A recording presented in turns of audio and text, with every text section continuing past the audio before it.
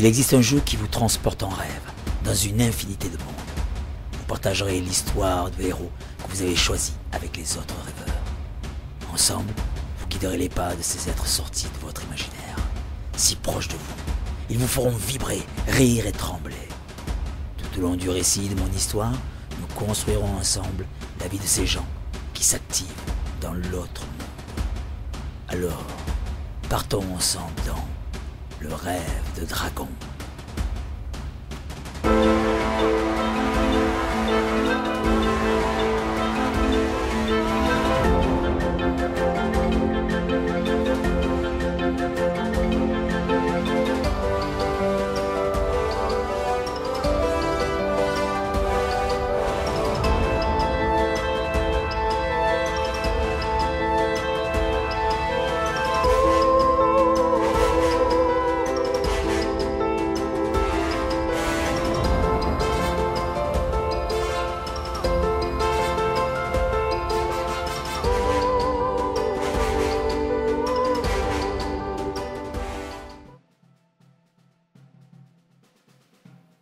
Conduite hors du tribunal de Cunégonde, Lauriel pense qu'elle va être libérée. Mais elle comprend vite à l'attitude de ses gardes qu'elle va passer quelque temps en prison. Elle tente donc de s'en défaire sous les yeux des badauds présents.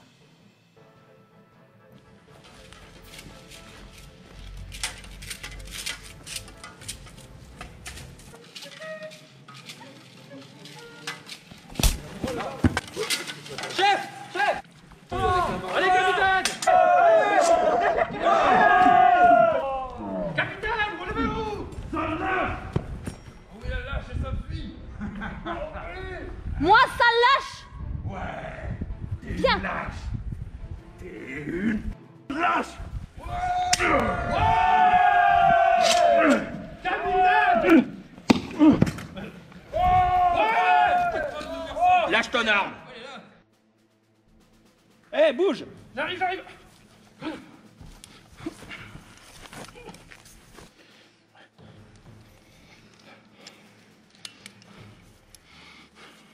Oh, ta mère!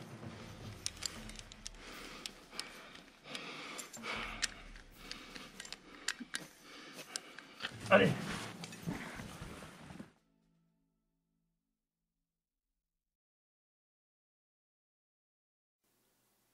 Caché dans le fortin de Barbagnac, soupire, essaie de retrouver les notes d'une mélodie que lui jouait souvent la douce Runiline. Perdu dans ses pensées, il fait tourner les notes en boucle, quand tout à coup,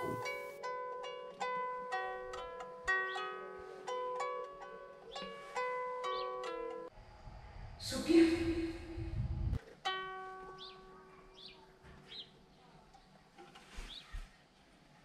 Mais quel est donc ce sort dont témoigne cet objet de malheur? Soupir, écoutez-moi. N'ayez pas peur, Soupir. C'est Hermance, votre reine qui vous parle. Votre roi n'était pas au fait de cela lorsqu'il vous l'a donné. Mais cette heure a un pouvoir. Le pouvoir de nous permettre de communiquer ensemble, sans que cela puisse vous nuire.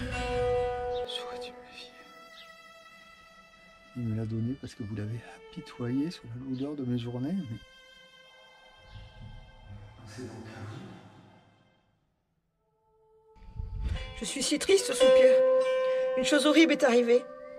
Marisha a été enlevée. Le roi sillonne le royaume pour la retrouver. Et que peut-il faire un roi contre des faiseurs de mal? Mais vous croyez que moi je le sais? Que pourrait-il faire contre des vendeurs d'âmes? Si on ne le retrouve pas, jamais je ne survivrai à ce terrible malheur. Je vous en supplie, Soupir, aidez-moi. Dites-moi où elle se trouve. Assez. Mais comment pouvez-vous me demander une telle chose? On me cache ici pour me protéger, et vous prenez le risque d'attirer la foudre du dragon sur moi avec cet objet. Et vous savez très bien que sans user de mon regard, je ne peux pas vous donner une telle information. Mais je suis votre reine. Vous êtes l'épouse du roi. Maréchal et vous avez le même sang. Le sang de notre roi. Et c'est ce sang qui est la cause du malheur. De mon malheur. Me détestez-vous au point de me laisser en cette détresse? Je ne vous déteste pas. Et croyez-moi, je ne sais pas où est Maricia. Tout ce que je peux supposer, c'est que la sorcière, elle, pourrait vous aider dans cette quête. Et maintenant, arrêtons, ou je vous casse cette harpe. Vous aurez toute ma reconnaissance. Et bien plus encore. C'est tout ce que vous me dites.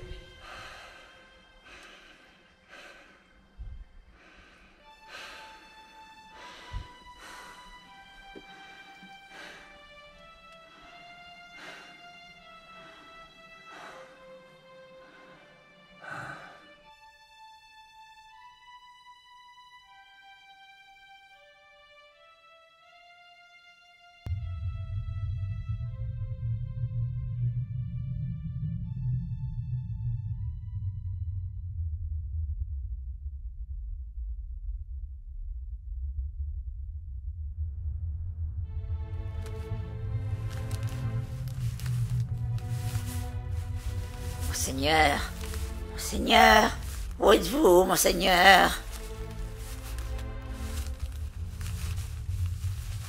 Oh, votre magie si grande. Ah, te voilà enfin, Pestil. Oh, maître, oh, je vous salue humblement. Je suis porteur d'une très bonne nouvelle. Bien. As-tu fait bon usage de ma griffe tanataire? Oh, si vous m'aviez vu, j'ai fait exactement ce que vous me demandiez. Oh. Dis-moi vite, avant que je Non, te frappe. non, oui, oui, votre succulence. Je sais où se trouve l'orbe. Parle. Qu'attends-tu, mon fléau? L'orbe est caché au pied d'un grand arbre, sûrement un bouchon de foudre du parc de Sainte-Traïès. Il n'est pas très futé, le rêvant. Oh non, ça non. Redresse-toi, je vais te récompenser et t'offrir un charme, un précieux, pour mieux me servir plus tard. Allons, n'aie pas peur, je ne te ferai pas de mal. Oui. Bois cette potion et par le masque tanataire, je ferai de toi un autre homme. Oui, maître. Bien sûr.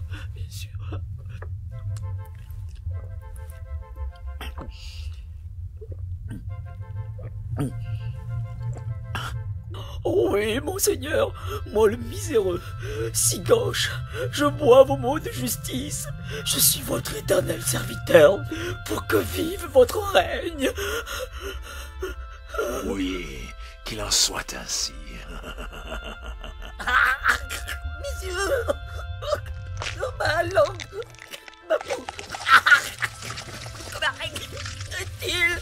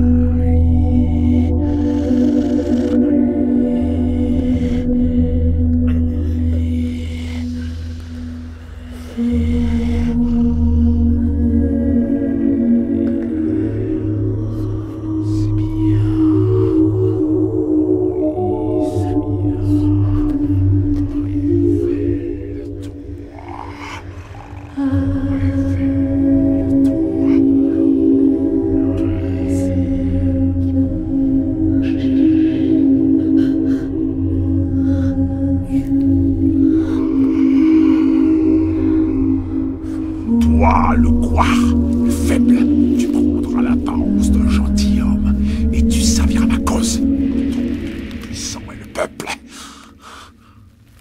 Maintenant, découvre ton visage. Tu n'es plus Pestil, mais Philbotherme. C'est fait. Maintenant, tu portes ce masque. Mais ce n'est pas gratuit. Tu es mon esclave plus encore aujourd'hui. Rassure-toi. Je sais me montrer bon pour ceux qui me servent. Tu pourras garder cette condition aussi longtemps que tu m'écouteras. Prends ces vêtements et va te changer. Je te rejoins. Nous avons affaire. Oh, merci, mon maître. Oh, je suis guéri. Oh, merci, merci. Je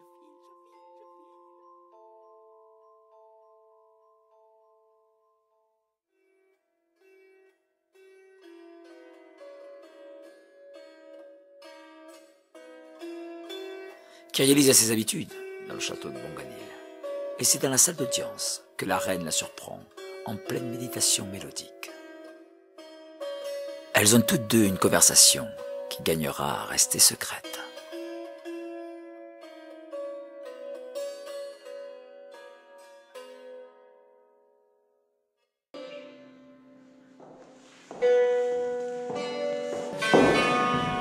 Bonjour, jeune enfant.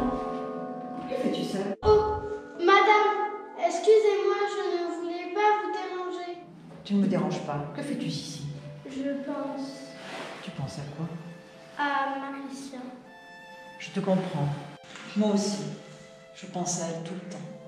Il m'arrive même de croire que je l'entends dans sa chambre la nuit. Et puis je rêve d'elle aussi. Vous aussi? Comment cela, moi aussi? Eh bien, moi aussi, je l'ai vue, mais qu'une seule fois. Où? Dans tes rêves? Non, au marché. Au marché, dis-tu? Mais quand cela? Il y a un moment. 3 lieues. Lors du dernier jour lune. Oui, le jour de la fête de l'entrée dans les verres. Il y a un mois. Comment était-elle? Tu l'as vraiment vue? Non, comme un fantôme. Elle m'a souri, elle m'a regardé et elle a disparu. Mais ce n'est pas tout. Comment ça? Quoi d'autre? La poupée, elle me parle parfois. J'entends la voix de Maricia qui me dit qu'elle pense à moi et qu'elle a des amis et que les gens avec elle font tout pour l'aider. Elle me dit qu'il y a un méditant, un homme, qui est le seul à pouvoir lui parler sans la voir. Comment est-ce possible, ma reine? Je n'ose le dire.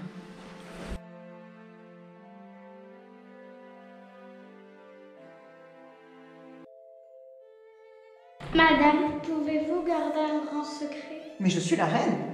Maricia est une sorcière. Je le sais. Je te demande de garder ce grand secret. Oui, ma reine. Viens avec moi. Le pâtissier a préparé un petit gâteau. Attendez.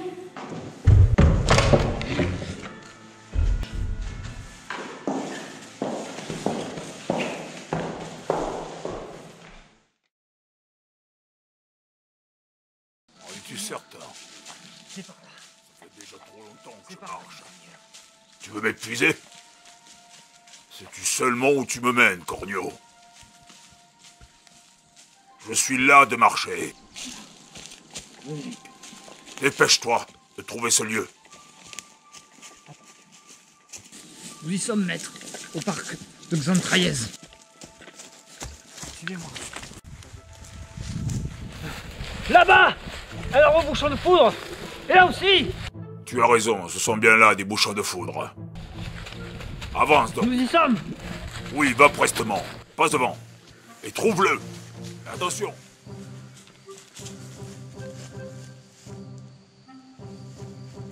C'est là! Où il y a un trou!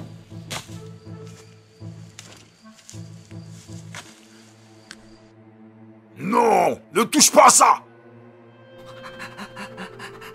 Ah. Qu'est-ce que je t'avais dit? Tu savais bien que l'orbe était protégé. Et toi, pauvre idiot, tu l'as touché.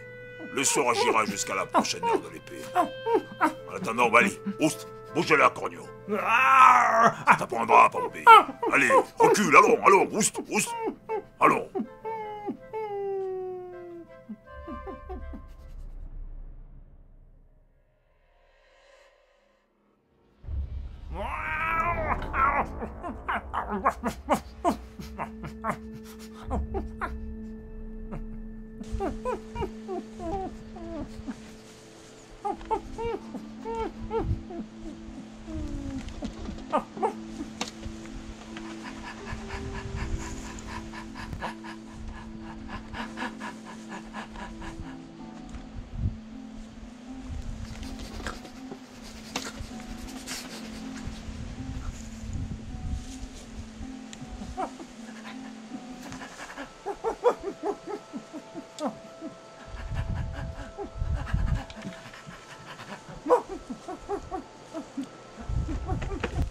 Filbo! Allez, va chercher bâton. Oui, c'est bien, va chercher. Oui, c'est très bien, voilà. Chercher, allez, hop, hop, hop, va chercher.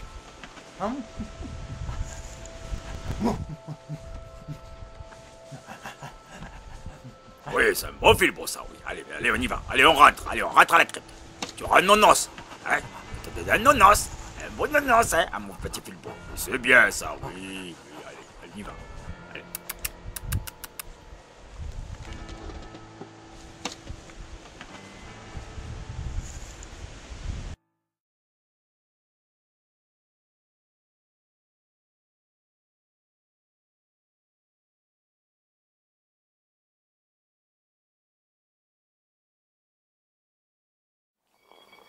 Le don au rêve est acquis suite à une expérience de rêve exceptionnellement intense et terrifiante, généralement vécue pendant l'enfance. La plupart des gens refoulent à jamais le souvenir de cette terreur intense et sont considérés comme des vrais rêvants, ayant peu de chances d'acquérir le don de haut rêvantisme au cours de leur vie actuelle. Cependant, certains, à l'instar de Fayer, ont la force mentale et spirituelle d'explorer pleinement ce rêve et de se souvenir de l'expérience à leur réveil. Ces individus ont fait un pas décisif dans la compréhension du rêve et ont ainsi acquis le don de haut rêvantisme en échange de leur innocence. Les hauts rêvants comprennent mieux la structure du rêve que les autres créatures. Le rêve se divise en deux états, les basses terres et les hautes terres. Les basses terres représentent le rêve ordinaire que tout le monde vit, y compris les animaux.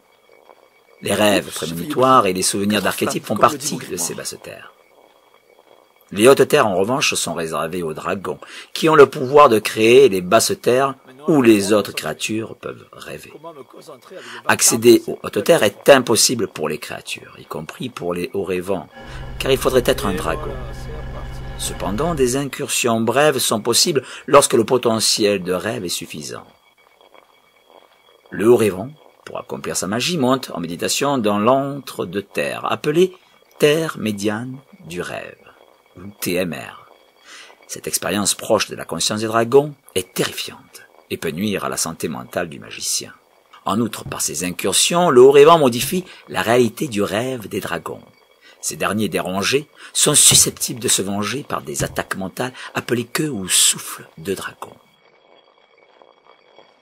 Grâce à une succession d'actes oniriques, le haut rêvant peut rendre un objet magique.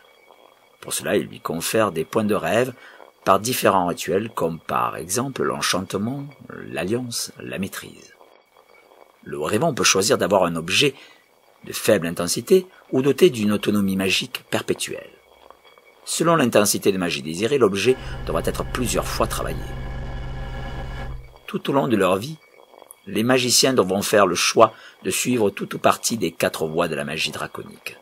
Oniros, la voie du rêve, représente le rêve dans sa forme la plus pure. Les hauts rêvants ont le pouvoir d'agir directement sur le monde physique par le biais du rêve, leur permettant de modifier la structure des éléments tels que l'air, la terre, l'eau, le feu, le bois et le métal. La voie du rêve est puissante, et une fois que l'œuvre de transmutation est accomplie, elle devient définitive. Hypnos, la voie du sommeil, est source de rêve. À travers le sommeil, le haut rêvant intervient directement sur les créatures, en altérant leur perception, créant ainsi un rêve unique. Illusion, suggestion, supraperception. La voie du sommeil est puissante, et les illusions suggérées sont perçues comme étant réelles. Narcos représente la torpeur.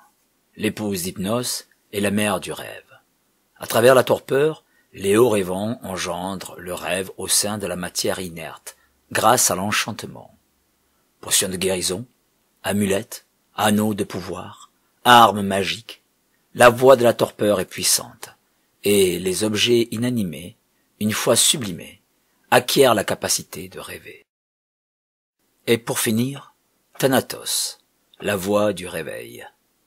Cette dernière est néfaste pour les trois autres, destructrice d'Oniros et bourreau d'hypnose et de narcos.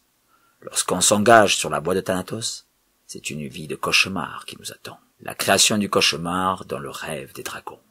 Par la voie du réveil, les hauts rêvants de Thanatos agissent sur le monde physique et sur les créatures, tous destinés à mourir de sa main. Flétrissement, putrescence, envoûtement, nécromancie. Puissante est la voix du réveil, dont le cauchemar, une fois déchaîné, engendre le néant. Cette voie est une opportunité d'obtenir un grand pouvoir de soumission, puissante sur quiconque. C'est ce que demande Cunégonde à Faïère, et il s'y refuse. Préparant en secret une amulette de protection.